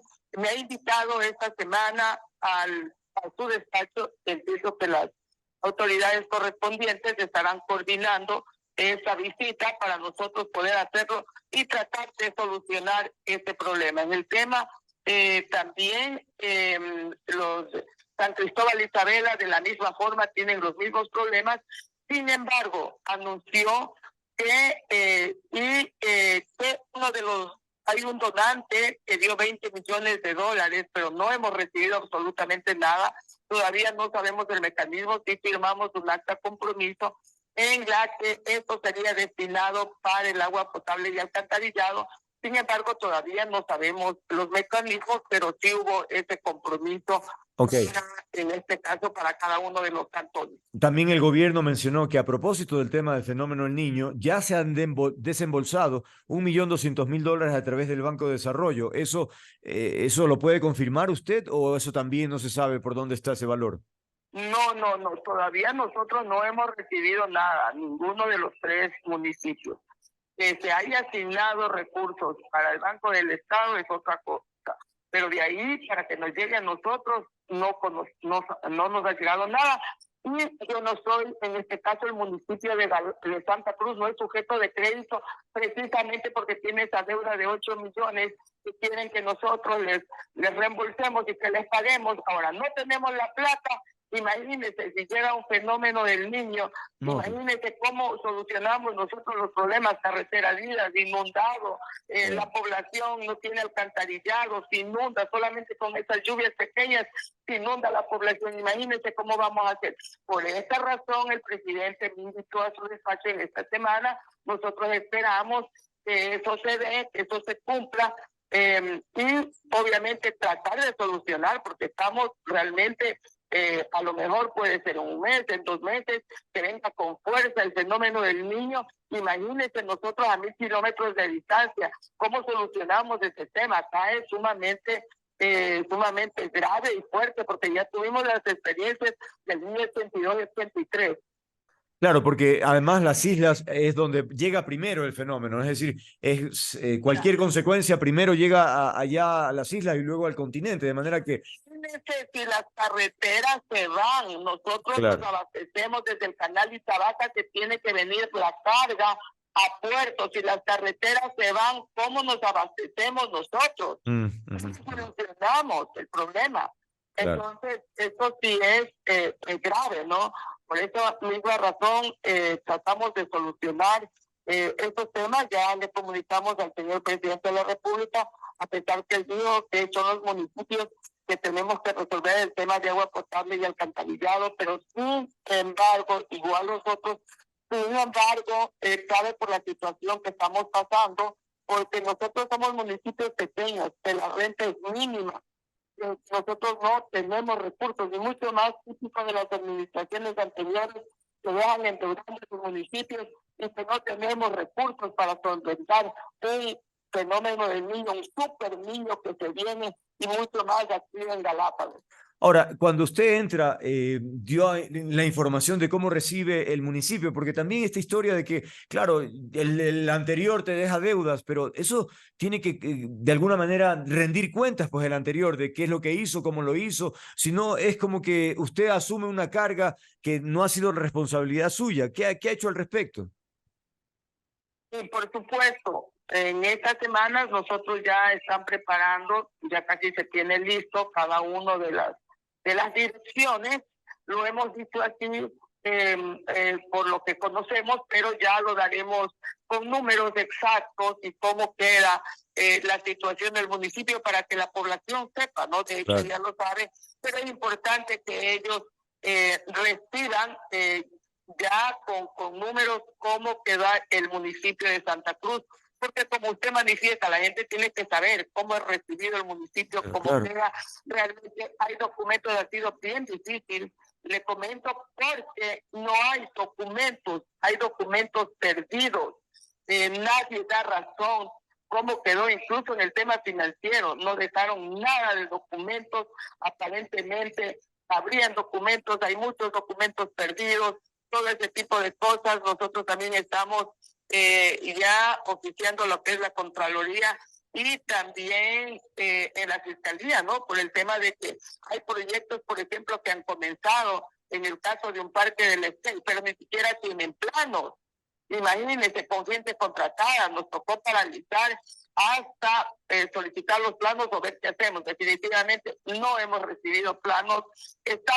Iban a construir una obra sin planos solamente porque aquí está lo que tenemos que hacer y punto.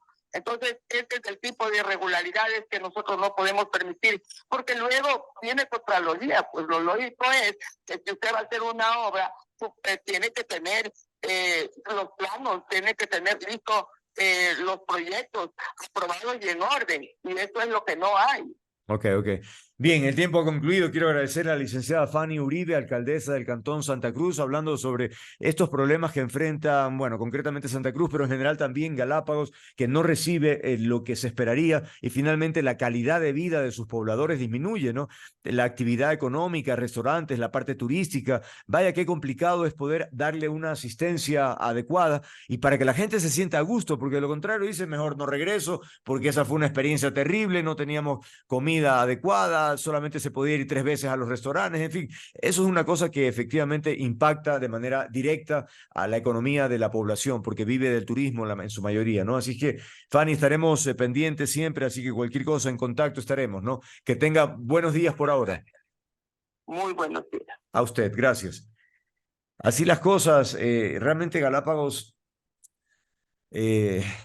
tiene tantos frentes por atender, ¿no? Es lamentable que un lugar tan importante para Ecuador y el mundo finalmente tenga estos problemas. Por ejemplo, el abastecimiento, que ya llega a un extremo ya prácticamente de paralización para que entonces algo se decida. Es que ¿por qué no es posible si se sabe? Porque, a ver, cuando alguien entra a un gobierno debe saber pues con qué se enfrenta. Entonces esta historia de que se empapan es porque no están preparados. Y por eso la desilusión más grande de este gobierno actual, lo he leído en tantas ocasiones de gente, en el sentido de que se pensaba que iba a tomar sobre la marcha ya decisiones porque ya sabía de antemano con qué se enfrentaba. Resulta que no, llegan y recién empaparse, recién a ver qué se puede hacer o descubrir que no se puede cuando antes decían que sí, me explico. Y eso es la historia de siempre, lamentablemente, y no de este solo gobierno en general, ¿no? Es una situación que molesta porque es un engaño a la ciudadanía que cree que el político llega con las herramientas listas para empezar a trabajar y decidir y así mejorar la situación. No, llegan y se vuelven igual de burocráticos que el anterior gobierno, igual con los mismos problemas, es decir, es como un statu quo, simplemente les interesa llegar, pero no finalmente resolver los problemas de la gente y problemas tan importantes como los que hemos mencionado. Amigas, amigos, continuamos nuestra agenda informativa. Ahora queremos entrar de plano al tema electoral, porque aunque no estamos en campaña formalmente, oficialmente, pues evidentemente los candidatos en redes sociales están haciendo ya sus presentaciones de diferente naturaleza y eso es lo que nos interesa conversar con nuestros invitados a propósito del contenido que están proponiendo sobre las alternativas que se plantean, en fin, porque eso de alguna manera va a marcar la tendencia de lo que será la campaña más adelante, ¿no? Para hablar del particular está la doctora Sofía Cordero, politóloga y catedrática universitaria, y el doctor Hernán Reyes, sociólogo y analista político. Gracias a los dos por estar aquí. Bueno, hemos visto, pues, evidentemente, piezas de TikTok, canciones, eslóganes, estrategias diversas, ¿no? Diferentes de cada candidato dependiendo de su característica, ¿no? Así que, si les parece, la idea es un poco revisar sobre su eficiencia o sobre su contenido, ¿no?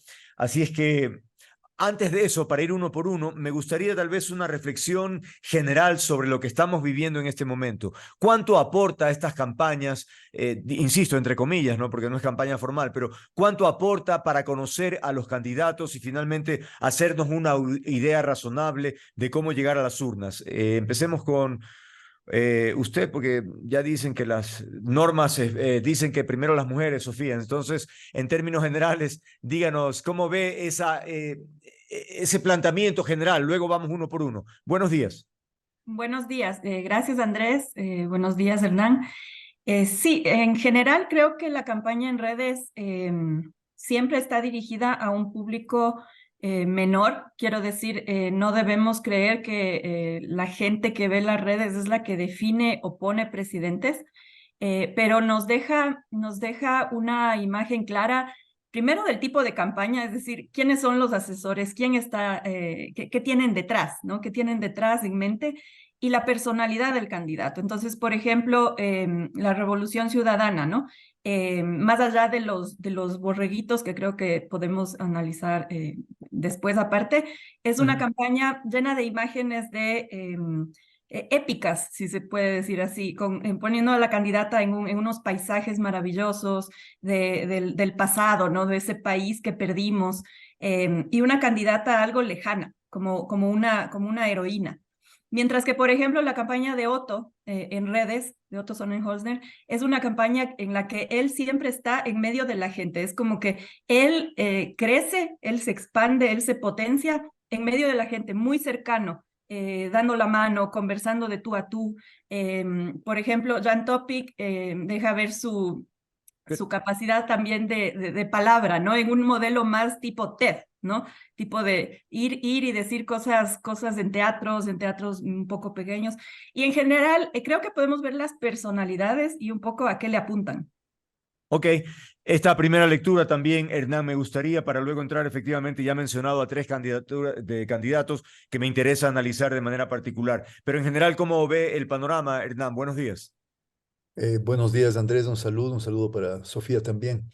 Efectivamente, las redes sociales yo creo que sirven como una puerta de entrada hacia lo que es construir temas de conversación, que son los que los candidatos efectivamente donde quieren incidir básicamente, que es el campo de la opinión pública y el campo de las preferencias electorales.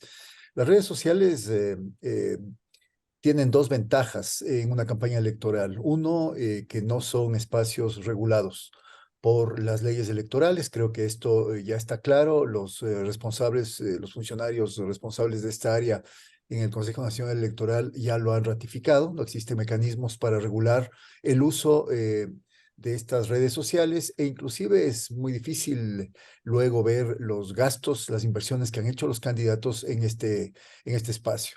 Y segundo, las redes sociales pueden generar y significar una campaña anticipada, como es el caso ahora en Ecuador. Y en esa campaña anticipada, los candidatos, fundamentalmente, aquellos que no son conocidos, buscan visibilizarse. Las redes sociales son un espacio de visibilización rápida de candidatos menos conocidos. Las redes sociales pueden ser, si son bien utilizadas, también un mecanismo para poder atacar al resto de candidatos sin siquiera involucrarse el propio candidato. Y tercero, las redes sociales llegan a un público, yo diría, cada vez más amplio. Se habla de entre 60 y 70% de la población ecuatoriana que tiene acceso a la red. De eso, evidentemente, hay que disminuir a aquellos que no utilizan de manera continua redes sociales, pero las redes sociales permiten enviar mensajes cortos, rápidos, que pueden en un momento determinado significar un impacto inmediato en ciertos públicos y audiencias, aunque esto puede debilitarse si es que finalmente estos mensajes son exagerados. Creo que podríamos hablar de algunos mensajes que saturan y que se han desbordado, han ido más allá de lo que finalmente ya significa hacer una campaña política. Ok.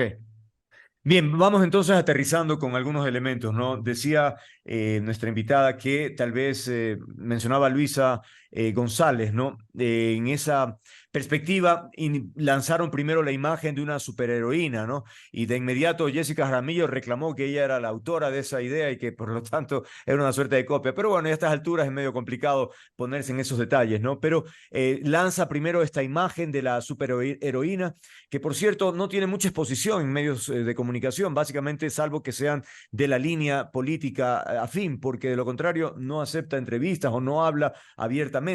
Pero luego viene la campaña así súper fuerte de estas ovejitas, ¿no? Dulcificadas, medias como bobaliconas, ¿no? Inocentonas, que nos da una imagen de aquellos supuestamente que hemos perdido. Entonces, en este sentido, ¿qué impacto tiene? Básicamente se dice, los analistas que he escuchado, que tratan de revertir la imagen de los borregos, que es una crítica al grupo de los correístas, ¿no? Que no piensan, que simplemente les dicen lo que hay que hacer y lo hacen. Entonces, con esta figura tratan de revertir aquello y sentirse orgullosos de ser borregos. ¿Va en esa línea, es adecuada esa estrategia? ¿Cómo lo ve en este caso, Sofía?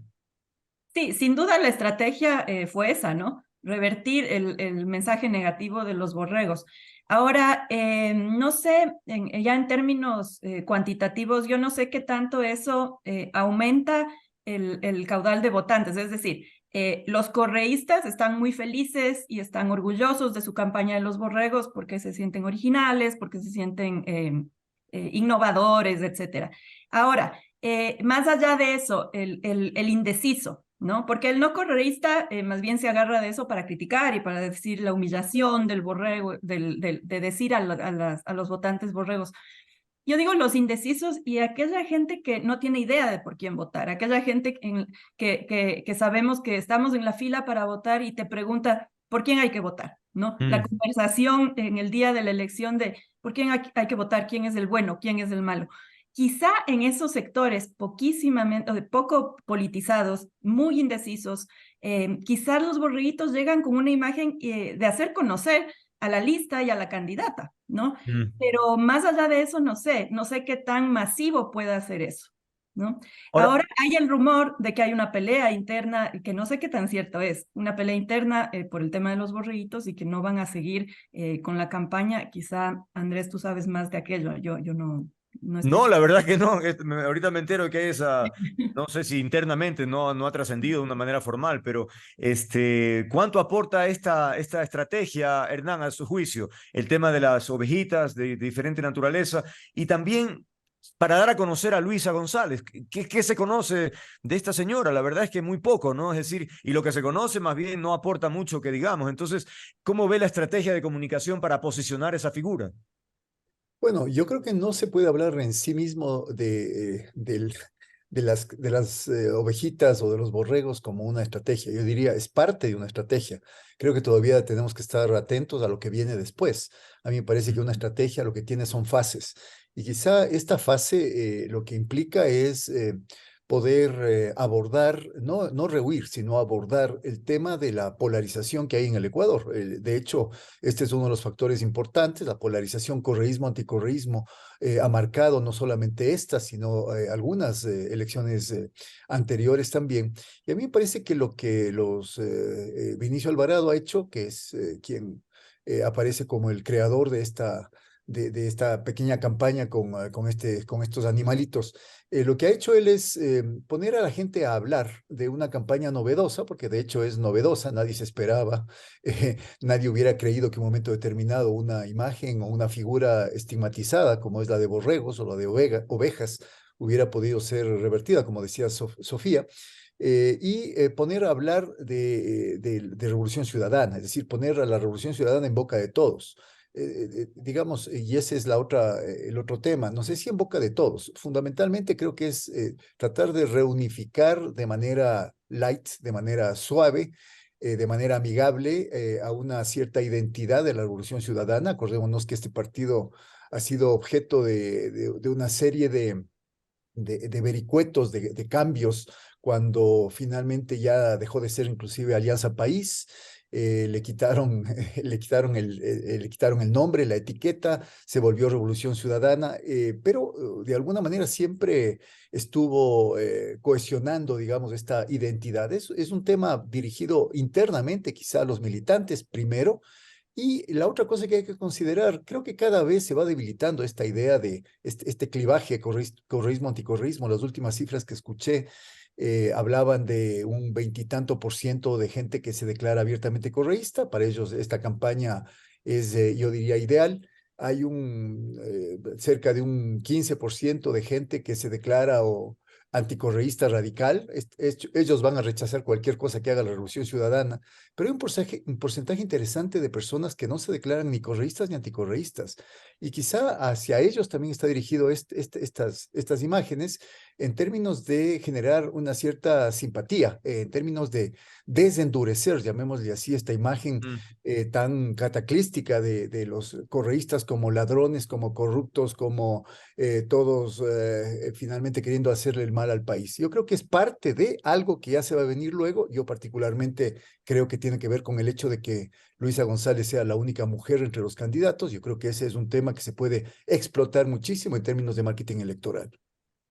Vamos con el siguiente, Jan Topic, un personaje que habla de fusiles, bombas, granadas y cuando se le pregunta de otros temas ya se siente medio desubicado. De hecho, en una exposición académica en una universidad se notaba efectivamente que pues, su discurso empezaba un poco a observar vacíos, ¿no? Buscando repreguntarle a los propios estudiantes. Es decir, en fin, no sé qué opinan a propósito si la campaña que está haciendo Topic va en la línea que se esperaría. Tú decías, Sofía, que efectivamente es como esas conferencias muy puntuales, yo doy la solución, tal cosa, tal otra, va a tales partes, pero, por ejemplo, en su momento también fue peyorativo decir, aquí en esta población surge el narcotráfico, estoy aquí para enfrentar, y claro, los pobladores de ahí dijeron, oiga, ubíquese, tampoco es así, no dañe la imagen de nuestra ciudad. En fin, vaya que se nota la inexperiencia de este personaje, ¿no? Sí, justamente me parece que el primer aparecimiento de Jan Topic fue explosivo, con su imagen de militar, de francotirador, y eso llamó mucho la atención. Y luego eso bajó. No sabemos si bueno, seguramente por estrategia, porque fue muy criticado, ¿no? Pero me parece que una vez que eso se descartó, no encuentran una imagen que cause el mismo impacto, ¿no? Entonces es un Jan Topic que asume la chaqueta de cuero y que está haciendo reportajes como un periodista de investigación o periodista de guerra presente, muy aventurero, muy arriesgado, ¿no? Entonces combina ese carácter suyo de experiencia militar. Y el impacto es, yo estoy en campo, ¿no? Yo estoy aquí, yo estoy conociendo, yo quiero conocer y quiero resolver las cosas casi que directamente y personalmente, ¿no? Eso es original, o sea, es original porque ningún otro candidato tiene esa personalidad o tiene ese interés de hacerlo así. Pero como tú dices, Andrés, en el momento en que se lo sienta y se trata de escarbar un poco más de sus consignas y de sus ofrecimientos, es muy evasivo, ¿no? Muy evasivo. Y claro, hay maneras de evadir. Todos los candidatos evaden, de eso no hay duda, unos más que otros, pero me parece que Jan Topic no es tan hábil en el momento de evadir, es decir, no encuentra argumentos para evadir, sino que se queda un poco en la inseguridad y creo que eso le va desgastando, le va un poco haciendo más débil su figura, ¿no? Entonces él trata de compensar con estas charlas tipo TED que también en redes sociales impactan, pero yo insisto, las redes sociales son engañosas. Si bien hay un alto porcentaje de población que accede a redes sociales, de ese porcentaje, ¿cuánta población accede a redes sociales y las utiliza para temas políticos? Es bajísimo. Es decir, la politización de las redes sociales corresponde a un círculo muy pequeño y ya nos pasa y nos ha pasado, y bueno, con las encuestadoras pasa lo mismo, ¿no? Pero nos ha pasado que creemos que las redes sociales son las que definen y ponen presidentes, ¿no? Ahora Y bien, nosotros tenemos Hernán, que tener cuidado. De acuerdo. Ahora, Hernán, en esa misma línea, entonces, sí, la inseguridad es una de las preocupaciones más importantes en este momento del país. Y tal vez pensando en eso, lanzan este personaje que tiene a cuestas todo este bagaje supuesto, porque realmente es lo que nos cuentan, ¿no? Que tuviese tanta información y seguridad sobre el tema de la guerra contra bandas. Pero eso no es suficiente, pues parecería. El Ecuador tiene muchísimas otras facetas. Entonces, ahí empiezan los problemas para el candidato.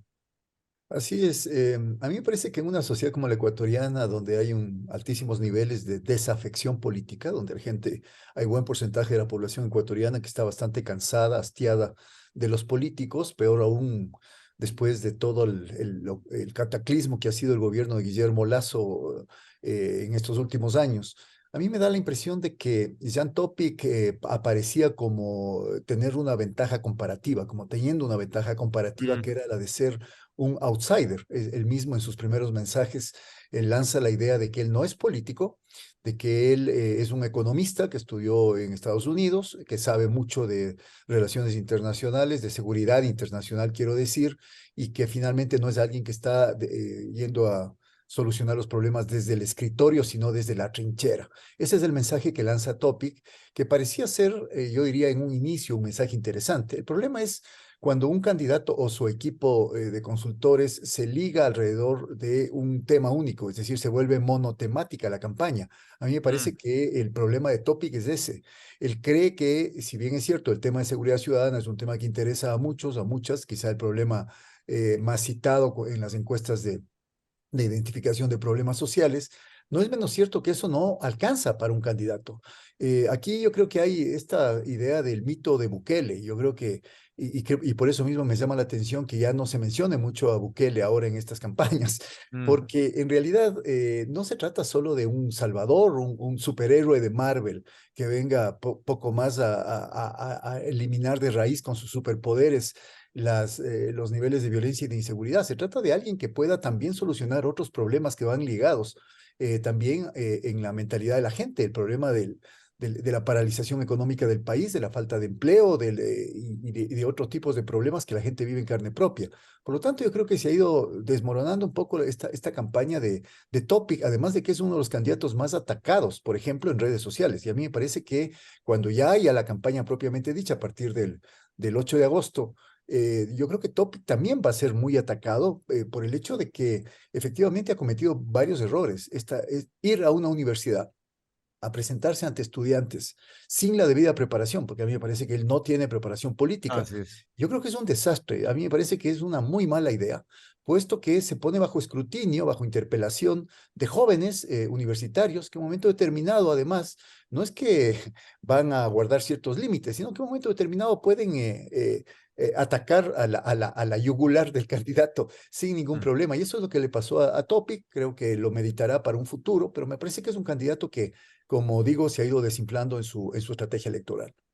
Avancemos porque son varios y el tiempo apremia. Otto Sonnenholzner ya decía, Sofía, que trata eso de estar entre la gente, ver que él escucha y propone, en fin, posicionando su liderazgo. También hace broma con su apellido, a propósito de que la gente pues también hace bromas de Otto Schwarzenegger, Otto Sauces 9, Otto Salsa Choque, en fin, Otto Head and Shoulders, en fin, ese tipo de cosas evidentemente rompe un poco el paradigma y lo acerca, ¿no? Pero también se critica a Sonnenholzner a propósito de su binomio, que podría tener alguna relación con el correísmo. Y entonces ahí habla de que no importa, que la ideología ya está descartada, digamos, que lo que importa son los personajes, pero fíjense más o menos el discurso de Lasso, ¿no? Ya miren cómo nos ha ido. Entonces, en ese sentido, no sé cuánto aporta o no, en fin, esta idea de que no haya ideologías y yo traigo a cualquier persona a mi campaña, que por cierto, Topic también lo maneja, ¿no? Sofía. Sí, bueno, yo creo que Otto Sonnenholzner tiene esa habilidad, ¿no? Como digo, se potencia. Yo diría que es los dos opuestos son Otto y Luisa González. ¿Por qué? Porque Luisa González tiene la imagen y la campaña, la aleja de la gente y como digo, solo la muestra en imágenes épicas, en paisajes, en grandes concentraciones, es decir, no está cerca de nadie, ¿no? Y nunca está cerca de nadie. Pero en cambio, Otto siempre está entre la gente y siempre está hablando de tú a tú. y las bromas, ¿no? Las bromas de su apellido y las charlas que da, las conversaciones son en círculos pequeños, sentado en el suelo, sentado en una banca con los pescadores al aire libre o en la misma lancha, etcétera, etcétera. Y él me parece que el mensaje que quiere dar es ir un salto un poco más allá de seguridad, y él habla de paz.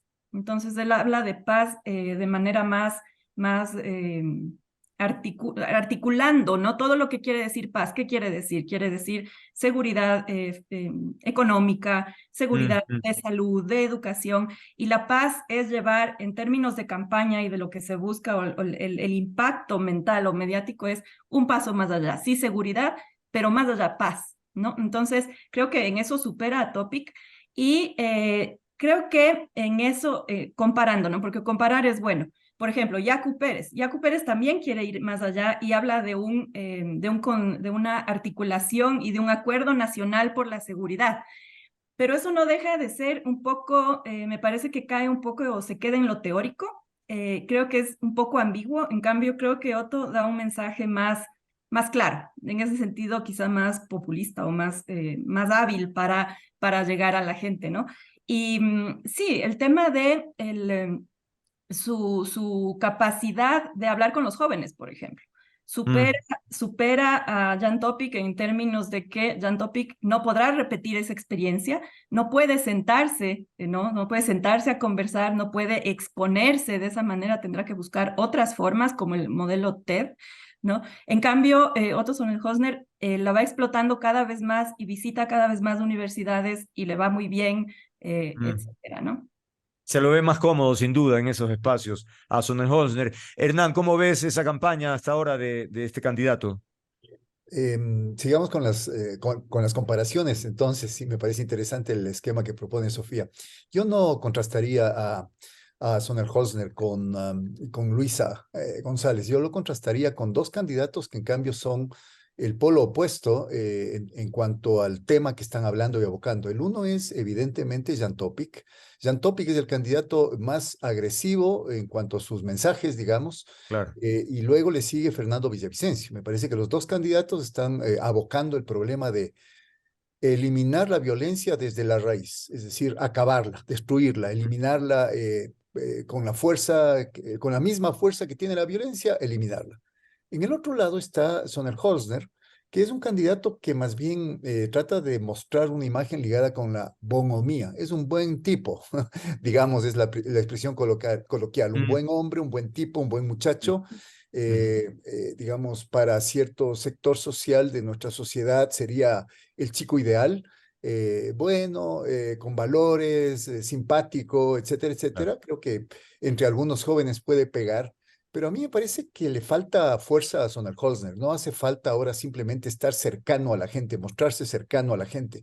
Para esa imagen hay otros caminos también. Me parece que ahí sí la candidata González, y creo que por las propias estructuras que tiene la Revolución Ciudadana, se muestra muy cercana, y ya no solamente cercana con tal persona, abrazando a una señora, abrazando a otra persona, conversando de manera distendida con jóvenes, sino en medio de multitudes. A mí me parece que esa es la ventaja que le está llevando Luisa González, porque ella está prácticamente rodeada de miles de gentes. La campaña la muestra como no solamente alguien que va a buscar a la gente para conversar, sino alguien que es casi absorbida por la masa de sus adherentes, de la gente que va a Bien. votar por ella. Así que yo no sé si Sonnenholzner finalmente tenga que en un momento determinado dar un poquito más de agresividad a su campaña. No creo que le baste simplemente esta imagen suave, amistosa y amigable que está mostrando en su campaña.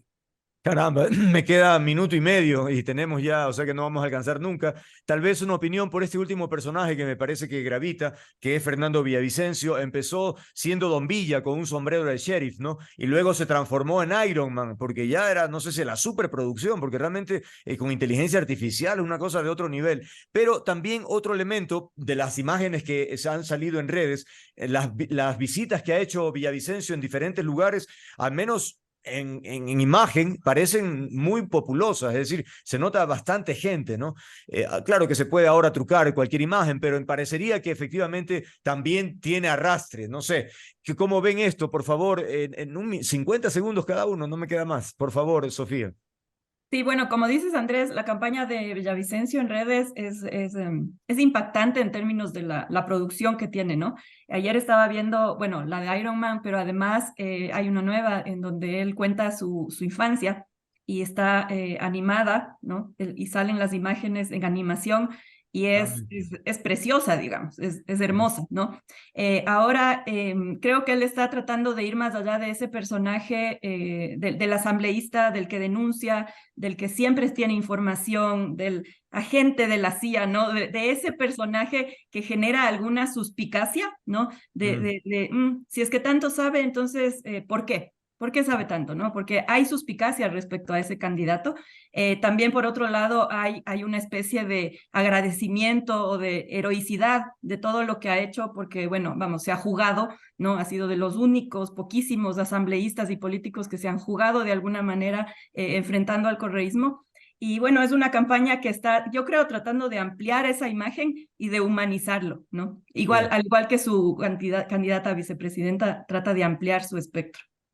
Hernán, por favor, un ejercicio súper rápido, por favor. Claro, yo creo que Villavicencio, al igual que quienes quieren mostrarse como todo, terminan no mostrándose como nada. Me parece que el problema de Villavicencio es ese. Creo que explotar demasiadas aristas en la imagen de un candidato presidencial, aristas que son incompatibles entre sí y algunas de ellas son absolutamente risibles. El último tema de mostrarse como Iron Man es francamente ridículo. A mí me parece que es casi una burla para una campaña presidencial. Yo creo que vamos a hacer burla a nivel del mundo con un candidato que se muestra como Iron Man, utilizando los recursos que se ha gastado y no diciendo, al menos en esa campaña, ni siquiera nada cercano a lo que es la política. Me parece que Villavicencio al mismo tiempo trata de mostrarse como una persona cercana a la gente, esto de la gente buena, pero tiene gente a su alrededor que le está manchando su campaña. Hay un ex militar por ejemplo, que tiene unos niveles de agresividad que debería, más bien, cuando habla, debería irse a la campaña de Jan Topic, debería ser uno de los lugartenientes de Topic y no de Villavicencio. Así que yo creo que Villavicencio está queriendo abarcar mucho y al abarcar mucho quizá va a terminar no abarcando casi nada.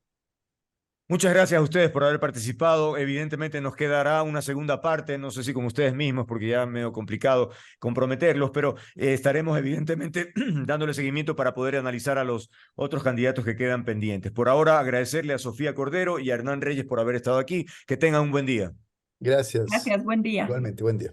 Y con ustedes, amigas, amigos, o escuchos, oyentes, decirles pues que el tiempo concluido, que disfruto interactuar con ustedes. Me encanta lo que hago, disfruto interactuar con ustedes. Si quieren encontrarme, aquí estoy, estaré comprometido con el periodismo, con las ideas, con los afectos. Un apapacho, los espero siempre. Chao, chao.